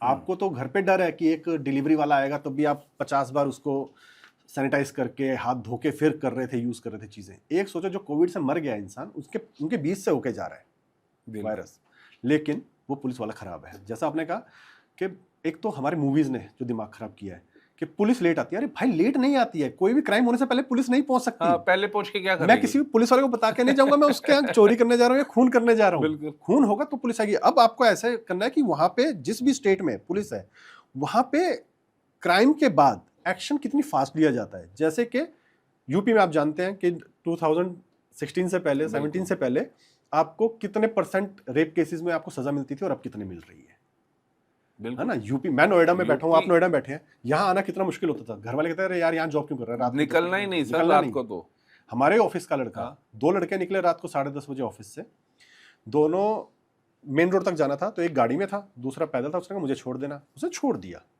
लेकिन सुबह उसी बंदे की जिसको छोड़ा उसकी लाश ऑफिस के बाहर ही पड़ी है। तो आप क्या इससे क्या इमेजिन करोगे कि यूपी बहुत ज्यादा बिल्कुल। विकसित हो रहा था? बिल्कुल। नहीं, ये योगी बाबा से क्यों डरते हैं? ये योगी बाबा से इसलिए डरते हैं कि उनकी पुलिस, उनके कार्यकाल में एनकाउंटर ज्यादा होने लगे। बिल्कुल। उनके कार्यकाल में ये गुंडाई नहीं कर पा रहे, उनके कार्यकाल के अंदर ये भ्रष्टाचार नहीं कर पा रहे, उनके कार्यकाल में फिरौती नहीं मांग पा रहे, उनके कार्यकाल में किसी की भी बहन बेटी को उठा करके बलात्कार नहीं कर पा रहे। उनके कार्यकाल के अंदर जितनी इनको छूट मिली हुई थी ना कि तू जितना बड़ा बलात्कारी, जितना बड़ा गुंडा, जितना बड़ा दंगई है, जा लोकसभा की टिकट पर लड़, जा विधानसभा की टिकट पर लड़। अब लड़ने योग्य योगी सरकार ने छोड़ा नहीं है, तो इसलिए इनको योगी से खतरा है। देश के अंदर मोदी जी ने कहा ना खाऊंगा ना खाने दूंगा, तो जो इनका पार्टी का फंडिंग होता था, जो पार्टी का इनका पैसा होता था, वो आप देखिए चाहे कांग्रेस हो चाहे पार्टियां, इन सबका गिरता गिरता गिरता चला गया, खत्म हो गई है। क्योंकि अब 2 नंबर का पैसा आ नहीं रहा, ना खाऊंगा ना खाने दूंगा। अब एक चीज आती है कि मोदी जी का क्यों बढ़ गया। अरे जब उन लोग देख रहे हैं 12 सालों में नरेंद्र मोदी ने, चाहे किसान हो, किसान कल्याण योजना लेकर के आए, चाहे जवान हो, चाहे भारत के आम नागरिक हो, चाहे भारत की बिटियां हो, चाहे भारत की महिलाओं हो, चाहे भारत के अंदर कोई भी संस्थान बनाना हो, उन सब के अंदर बढ़ चढ़ के काम किया, तो लोग उनको पार्टी फंड में पैसा देना शुरू कर दिया। लेकिन अगर तुम लोग अच्छा काम कर रहे हो, मैं विपक्षियों की बात कर रहा हूं, तुम अच्छा करो, तुम्हारा पार्टी फंड खत्म क्यों होता जा रहा है? लोग तुम्हारे को क्यों नहीं दान देना पसंद कर रहे? तो प्रश्न तो यहाँ भी खड़ा होता है। तो इसका मतलब कमी तुम्हारे में कहीं ना कहीं है। अब कई लोग आपसे भी प्रश्न पूछते होंगे जब आप जाते होगे, आम जनता के बीच में घूमते होगे मेट्रो में, मेरे से तो बहुत ही पूछते हैं कि भैया बीजेपी क्यों? मेरा सीधा एक जवाब होता है, बीजेपी सर इसलिए क्योंकि बीजेपी के विपरीत कोई पार्टी अगर कोई खड़ी हो जाए या कोई नेता खड़ा हो जाए, वो मुझे नहीं दिखता। आपको दिखता है तो मुझे बताइए। मैं राहुल गांधी को प्रधानमंत्री बनाऊं, लेकिन क्यों बनाऊं? क्योंकि झारखंड के अंदर उन्हीं की मिली जुली सरकार के बच्चे सड़क पे बैठे हैं, कोई सुनने वाला नहीं। केरला के अंदर आपने एजुकेशन में टैक्स बढ़ा दिया और शराब में टैक्स कम कर दिया, उसको लेकर के छात्र सड़कों पे आए तो आपने उन पे लाठियां टांग दी। कर्नाटका में पेपर लीक हो गया, और पेपर लीक सर आप इमेजिन करिए किसने करा होगा? पेपर लीक करता है मेडिकल डिपार्टमेंट का मंत्री, उसका पीए। और जब उससे सवाल किया जाता है कि चलिए री एग्जाम कराइए, री एग्जाम होता है उसका भी लीक हो जाता है। ठीक है, उसके बाद वो कहता है जी ये तो पीए का पर्सनल मैटर है, मुझसे आकर के पूछो। तो ये उसका जवाब होता है, ये उसकी अकाउंटेबिलिटी होती है, और ये धर्मेंद्र प्रधान की अकाउंटेबिलिटी मांग रहे हैं। तो शर्म तो इन लोगों को आनी चाहिए। और जो युवा इनकी बातों में आकर के जा रहे हैं, मैं चाहूंगा आप देश का भविष्य बनिए। और उन युवाओं को भी कहूंगा जो बाबा साहब भीमराव अंबेडकर जी को अपना आदर मानते हैं कि शिक्षा वाकई में वो शेरनी का दूध है, जो पिएगा सो धाड़ेगा। कलाम साहब ने पिया था, ऐसा धाड़े आज तक लोग सलाम कर रहे हैं। बाबा साहब भीमराव अंबेडकर ने खुद वो पिया था, ऐसा धाड़े थे कि आज पता नहीं कितनी कंट्रियों के अंदर उनका नाम रोशन हो रखा है, भारत का नाम रोशन है। कई उनके सम्मानित आयोजन भी होते हैं। तो आप भी वही चीज करिए। आप इन लोगों की बातों में आओगे तो फिर मुझे लगता है फिर लट्ठी खाओगे भैया, क्योंकि संविधान से ही चलेगा देश, आप ही कहते हैं, हम तो कहते नहीं। और संविधान की हत्या करके जो पार्लियामेंट में घुसेगा तो भाई प्रशासन और प्रशासन कार्रवाई करेगा। बिल्कुल। और राहुल जी जब लोग मुझसे पूछते हैं बीजेपी क्यों, तो मैं सिर्फ एक जवाब देता हूँ कि जिसने बीजेपी के खिलाफ प्रोटेस्ट किए कुछ टाइम बाद वो बीजेपी की सपोर्ट में आ गए। जैसे किसान आंदोलन, हर किसी को पता होगा ना, वो 3 काले कानून। तो जब वो कानून खत्म हुआ उसके बाद हरियाणा में जब बीजेपी की दोबारा सरकार बनी, उन्होंने लगभग वही कानून वहां पे लागू कर दिए, वही एमएसपी देनी शुरू कर दी, वही जो भी उन 3 कानून काले कानूनों में था। सर यूपी में ऑलरेडी लागू था। इंटरप्ट करता हूं आपको, 3 काले कानून ना बार बार बोला जाता है। मुझे इतना पता है कि 1947 में देश आजाद हुआ था हमारा, टिल 2026 में आज हम जी रहे हैं। ठीक से लोगों को ट्रैफिक रूल्स नहीं पता हमारे देश के। ये 3 काले कानून कैसे 3 महीने में पता चल गए? एक काले थे भी नहीं। मैं आपको एक आपको ना बड़ी अचंभा बात आपको शायद पता होगी, और लोग अगर वो जाके ना कर सकते हैं सर्च गूगल पे। जब ये कानून पास हुए तो टिकैत ने थैंक यू लिखा था ट्विटर पे बकायदा कि इन कानूनों को पास करवाने के लिए हमने बहुत स्ट्रगल किया। और 7 दिन बाद जब फंडिंग शायद आ गई तो वो काले कानून हो गए।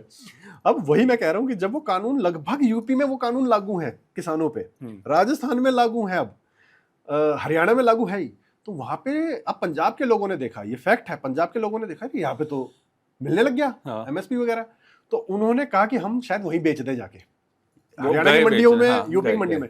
तो वो जो दोबारा हुआ ना, जो संधू बॉर्डर पे हुआ था, सिंधु पे ना जाके वो पीछे रुक गए थे पंजाब के बॉर्डर पे, वो एक्चुअली जो आड़ती होते हैं ना उनका वही थे पूरे भाई कहीं हमारे हाथ से ना निकल जाइए किसान। अगर मुझे पता है कि यार मेरी यूपी में जाके मुझे ज्यादा पैसा मिल रहा है तो मैं जाके यूपी की मंडी में बेच दूंगा। बिल्कुल सर, ये सच्चाई है। आप पंजाब में अब आम आदमी पार्टी की सरकार है, किसान को लाठियां क्यों मार रहे हो? आप तो हितैषी थे उनके, आपसे ज्यादा उनका वेल विशर कोई नहीं था, बिल्कुल आपसे ज्यादा उनको समझने वाला कोई नहीं था। बॉर्डर पे तो यही खड़े थे आपके क्यों साथ। मतलब आप ये देखिए कि जवान और किसान को लड़वा दिया इन्होंने पहले, अब छात्र और जवानों को लड़वा दिया। तो इनके मंसूबे हैं सिविल वॉर के, ये चाहते हैं भारत में सिविल वॉर हो, भारत जलता जले, भारत के जो प्राइवेट प्रॉपर्टी है वो भी लुटती हैं, लुट जाएं, लेकिन किसी ना एनी हाउ हमारी सत्ता आ जाए, हम सत्ता में बैठ जाए, हमें कुर्सी, ये कुर्सी दूर नहीं होनी चाहिए। क्योंकि केजरीवाल जी की एक बात मुझे बड़ी सही लगती है, ये कुर्सी में ही कुछ ना कुछ गड़बड़ है सर, जो बैठता हो जाता है। खुद बैठे देख लीजिए, बिल्कुल खुद राम भक्त बने हुए हैं, हनुमान भक्त बने हैं, लेकिन शीश महल करोड़ों का बनाया, एक राम जी की फोटो नहीं लगाई इन्होंने। तो कौन से राम भक्त? तो वैसे भी जिसकी नानी को ये दुख हो कि भैया मस्जिद तोड़ के मंदिर नहीं बनाई जा सकती, वो कितना ही बड़ा राम भक्त होगा। बिल्कुल, वो भगवान ही जाने। जिस आदमी ने मुख्यमंत्री बनने के बाद मौलानाओं की तो सैलरी बढ़ा दी, लेकिन पंडितों की सैलरी बढ़ाने में उसको लगे 12 साल, और पंडित भी पहचान गए कि भाई ये धोखा देगा। उसको वोट नहीं दी दिल्ली में। 11 साल तक मिंटो रोड, खुद बिल्कुल मिंटो रोड का जो बारिशों में हाल होता है ना वहाँ के अंडरपास का, वो सबको पता है। इस साल क्यों नहीं हुआ वो हाल? बारिशें उससे ज्यादा हुई, 3 दिन लगातार बारिश हुई, वहाँ पे पानी 1 सेंटीमीटर नहीं जमा हुआ वहाँ। इनके तो खुद के मुख्यमंत्री ज्योति आतिशी माने, उनके घर में पानी भर गया था। तो सोचिए, जो मंत्री अपने घर पे पानी नहीं निकाल पा रहा था, वो जनता को कह रहा था कि तुम्हारे घर का पानी हम निकाल देंगे। अरे यार, झूठे वादों से दुनिया उब चुप गई है। अब मैं आपको बता रहा हूँ कि पहले एक समय था विपक्षी क्षेत्रीय पार्टियों ने कांग्रेस को कमजोर किया था। अब जो है कांग्रेस क्षेत्रीय पार्टियों को कमजोर कर रही है, वो खुद ही इनका खात्मा चाह रही है। लेकिन ये ना विपक्षियों को समझ आ रहा है, वो लगे हैं मोदी हटाओ मोदी हटाओ। मोदी हटाने के चक्कर में खुद हटते जा रहे हैं। ममता बनर्जी का क्या हाल हो गया पूरे देश ने देख लिया। उसके बाद लालू प्रसाद यादव का क्या हाल हो गया पूरे देश ने देख लिया है। मुलायम सिंह यादव के पुत्र अखिलेश यादव का क्या हाल हुआ पूरे देश ने देख लिया है। ऐसे ही आप चले जाएंगे तो उद्धव ठाकरे का क्या हाल हो गया है, और शरद पवार जी का क्या हाल हुआ, ये पूरा देश देख रहा है आज के डेट में। आज के देश में आपको कंपैरिजन करना है ना, आप ये करिए कि ये देखिए, ये एक बहुत अच्छा ये सेटअप भैया ने लगाया, ये माइक बहुत बढ़िया, मुझे अच्छा लग रहा है, आप इससे बेटर लेकर के आइए कि मैं कहूँ यार भैया ने तो ये लगाया था, इससे बेटर इसने किया, तो मोदी जी कुछ सीखो उनसे। आप तो वो उनका मुकाबला कम, आप तो उसको गिरा रहे हो। धारा 370-35 से आई, दुनिया खुश हो गई कि चलो कश्मीर कर्फ्यू मुक्त हो गया, लाल चौक पे तिरंगा गर्व से फहराने लग गया। आप कहते हो नहीं, हटना ही चाहिए, उसको दोबारा से लागू करो। आप काहे के देश के फेवर में हो? आपने राम भक्तों की कत्लेआम कर दिया, हिंदू मुसलमान को सारी जिंदगी लड़वा दिया राम मंदिर के चक्कर के अंदर। आज राम मंदिर बना, 1 इंच खून नहीं गिरा, आप कह रहे हो राम मंदिर बनना नहीं चाहिए था। आप काहे के देशभक्त हो? सेना के जवानों को बुलेट प्रूफ मिल गई जैकेट, उन्होंने ऑपरेशन सिंदूर सर्जिकल स्ट्राइक एयर स्ट्राइक कर दी, आप कहते हो सबूत दो। आप काहे के देशभक्त हो भैया? अब चीजें देखिए ना, हथियार खरीदने के लिए हमारे को एक राइफल भी खरीदनी है तो फ्रांस के ऊपर निर्भर रहना पड़ता था। आज 38,400 करोड़ के हथियार हम निर्यात कर रहे हैं, बेच रहे हैं बना करके। मेड इन इंडिया चीजें बन रही है, वंदे भारत, नमो भारत, अमृत भारत। दिल्ली से मेरठ तक रैपिड रेट चला दी मोदी जी ने, जो घंटों का सफर होता था चंद मिनटों का रह गया। हरिद्वार सर एक ऐसी जगह जहां अपने दुख में भी जाना है, सुख में भी जाना है, 12-12, 14-14 घंटे लगते थे, मात्र 3 घंटे के अंदर आप हरिद्वार पहुंच गए। सुबह जाइए, शाम को अपना काम निपटा करके वापसी आ जाइए। देहरादून तक जाइए, 2.5 घंटे में वापसी आ जाइए। और क्या लोगे आप? जान लोगे एक 76 साल के बंदे की। वो तुम्हारे लिए तप रहा है, वो ये चाहता है कि मैं अपने देश के भविष्य के लिए ऐसा कर जाऊं बच्चों के लिए कि वो ये कह को ये ना कहे कि अमेरिका हमारे को सीखना चाहिए, भारत को जर्मनी से सीखना चाहिए। नहीं, वो लोग आए और हमारी टेक्नोलॉजी पे आकर के बोले कि हाँ, हमें भारत के साथ इस फील्ड में इस तरीके से काम करना है। तब तो होगा तुम्हारा सपना साकार, तब तो होगा तुम्हारे बच्चों का भविष्य। क्योंकि अमेरिका की आबादी कोई 140 करोड़ थोड़ी है। 140 करोड़ की आबादी तुम लेकर के बैठे हुए हो। बिल्कुल, हम दो हमारे दो का नारा इंदिरा जी के समय से चल रहा था, तो हम दो हमारे पता नहीं कितने, मैं बोलता नहीं हूँ ऐसे आपत्तिजनक सब, नहीं तो कई लोग तो बोलते हैं हम तो हमारे 72 हाथ में ईंट पत्थर, ऐसे स्लोगन निकलने शुरू हो जाते हैं। तो आप इससे हटिए, या तो अपनी आबादी कम कर सकते हैं करिए, 140 करोड़ हो और आप सोचोगे सबको सरकारी नौकरी मिल जाए मोदी को गाली देने से, तो मोदी छोड़िए, जिसको मर्जी प्रधानमंत्री बना लेना, गालियां ही देते रहोगे सारी जिंदगी प्रधानमंत्री को, सबको नौकरी सरकारी नहीं मिल पाएगी। आप ये बोलोगे कि सबको जो जाकर के डीएम एसडीएम बना दो, तो नहीं बन सकते भैया, चाहे काबिलियत हो चाहे ना हो, ये तो फैक्ट है, ये सच्चाई है। इसको जितना मर्जी अमल कर, जितना जल्दी अमल करोगे उतना अच्छा होगा। नहीं तो मोदी जी आज, पहले अटल जी थे, बीच में मनमोहन सिंह जी थे, कोई कितनों ने दे दी, क्या दे दी 140, चाइना को पछाड़ के रोड मैप में हम दूसरे नंबर पे आ गए, लेकिन आबादी में पूरे वर्ल्ड में नंबर 1 पे आ गए। तो कर क्या रहे हो तुम पहले तो? बिल्कुल। मैंने आज भी देखा सर, मिडिल क्लास हो, अपर मिडिल क्लास हो या और ऊपर रईस हो, ये सारे आज की डेट में हम दो, हमारे दो या हमारे एक पे आ चुके हैं। क्योंकि ये कहते हैं कि हमने अगर अच्छी जिंदगी जीनी है, हमने लग्जरी लाइफ जीनी है और अपने बच्चे को भी अच्छी जीवन देना है, तो हम दो हमारे दो ठीक है। लेकिन जिन लोगों ने सोच रखा है कि एक बच्चा पैदा होगा 5,000 तो कमाएगा ही सैलरी पे, चाहे किराने की दुकान पे लगे, चाहे पंचर की दुकान पे लगे, चाहे किसी भी मैकेनिकल काम करे, 5,000 कमाएगा, 10 बच्चे हो गए, 50,000 आ रहा है, हमारा जीवन बढ़िया। तो वो बच्चा पैदा नहीं कर रहे, वो उसका जीवन बर्बाद कर रहे हैं मेरे हिसाब से। बच्चे चाहे 2 करो, उनका जीवन ऐसा रखो कि वो बच्चा तुम्हारा किसी के आगे हाथ गिड़गिड़ाता हुआ ना जाए, उसको देने वाला बने, लेने वाला ना बने। हमारी तो सोच ये है, हमारे माँ बाप ने भी यही समझाया कि पैर उतना ही चद्दर में डालो जितना चद्दर से बाहर ना निकले। लेकिन अगर आप ये सोच रहे हो कि हमने तो सिर्फ कब्जा करना है, तो फिर कब्जों वालों की तो मानसिकता आज नहीं तो कल सामने आ ही रही है धीरे धीरे। बिल्कुल। और thank you Rahul ji, sir, आप चैनल पे आए, अरे अपने thank you, विचार रखे, कोशिश की कि जेन ज़ी को थोड़ा सा समझाया जाए। और जैसा कि हम लोग बीच में कह भी देते हैं, जाते जाते यही कहूँगा कि अपने पेरेंट्स से एक बार पूछना कि 2014 से पहले हर चीज़ उन्हें कैसे मिलती थी। बिल्कुल। चाहे वो गैस सिलेंडर हो घर का आपका, चाहे वो उन्हें कोई सब्जी लेने जाना हो, तो खुले ढूंढना, ये सब प्रॉब्लम्स थी। और ये छोटी प्रॉब्लम नहीं है। गाँव का बच्चा आज आके आपके साथ क्यों नहीं खड़ा होता है? गाँव में भी तो पढ़ाई हो रही है ना, क्योंकि उनके यहाँ टॉयलेट्स बने, उन्होंने देखा हमारे घर की महिलाएं कितनी सुरक्षित कर दी। एक पीएम अगर औरतों की इज्जत के लिए एक टॉयलेट की बात उठा के 12 करोड़ से ज़्यादा टॉयलेट्स बनाता है भारत में, और अगर आप उसके खिलाफ खड़े हैं ना, तो शर्म आनी चाहिए। और ये जो जितने भी लोग हैं ना, जो इस आंदोलन में आए, जो कुछ भी बोल गए, चाहे कुणाल कामरा सीता माता राम जी के बारे में कुछ बोल गया हो, शबाना आजमी आके देश के खिलाफ कुछ बोल गई हो, वो पता क्यों बोल जाते हैं? क्योंकि उनको पता है कि हिंदुस्तान के लोगों की ना मेमोरी बड़ी शॉर्ट है, वो भूल जाएंगे। बिल्कुल। जैसे मैं एक एग्जांपल देता हूँ, सिद्धू को कपिल शर्मा के शो से क्यों निकाला गया था? नवजोत सिंह सिद्धू की बात कर रहा हूँ मैं। तो नवजोत सिंह सिद्धू ने बालाकोट स्ट्राइक के बाद कहा था कि वहाँ कुछ कौवे तो मरे, कुछ पेड़ गिरे, कुछ कौवे मरे। उसके बाद लोगों ने उसके खिलाफ बोलना शुरू किया और लोग ना बिल्कुल खिलाफ हो गए। कपिल शर्मा को, सोनी टीवी को लोग बॉयकॉट करने लगे। तो इन्होंने सेफ साइड के लिए सिद्धू को हटा दिया। सिद्धू ने आज तक उस चीज़ पे माफ़ी नहीं मांगी है। फिर वो नेटफ्लिक्स पे कपिल शर्मा के शो में दोबारा कैसे आ गया? तब कपिल शर्मा का बॉयकॉट आप क्यों नहीं कर रहे हो? नेटफ्लिक्स का बॉयकॉट क्यों नहीं कर रहे हो? आपकी शॉर्ट मेमोरी है। और जेन ज़ी लोगों को कहना चाहूँगा, जो आपके घर पे बच्चे हैं ना, वो क्या देख रहे हैं, किसको फॉलो कर रहे हैं, ये इस पे ध्यान रखिए। एक कॉमेडियन है जो गालियाँ दे के ही बात करता है, जिस पे केस हुआ एक उसके शो की वजह से, नाम नहीं लूँगा, थोड़ा कंट्रोवर्सी हो जाएगी, लेकिन कश्मीर से आने वाला वो लड़का खुद को कश्मीरी कह के सिंपैथी तो ले सकता है।